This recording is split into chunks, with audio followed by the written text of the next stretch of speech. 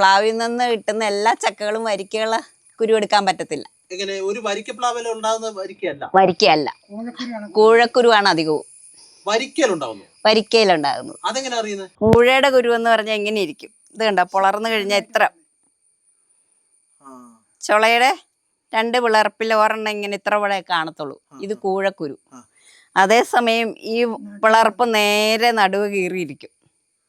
പൊളന്നു കഴിഞ്ഞാൽ നടുവ് പിളർന്നിരിക്കും. വരിക്ക. അപ്പോൾ എല്ലാ ചക്കയും വരിക്കപ്ലാവേലുണ്ടാകുന്നത് വരിക്കയായിരിക്കില്ല, കുരു നട്ടാല്. പുതിയ അറിവാ.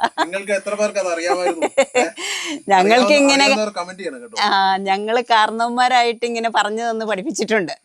ഒരു പ്ലാവേല അങ്ങനെയാണ് അധികവും ഈ വരിക്കക്കുരു തേടി കുഴിച്ചിടുന്നത്. എല്ലാം തന്നെ കൂഴയായിരിക്കും. 100% ഒരു 75 കൂഴക്കുരുവായിരിക്കും. വരിക്ക വളരെ കുറവായിരിക്കും. ഇല്ല, രണ്ടും ഒരുപോലെ ചൊള. പക്ഷെ ഈ കുരു നട്ട് കഴിയുമ്പോഴാണ് വരിക്കപ്ലാവാന്ന് നമുക്ക് മനസ്സിലാകുന്നത്.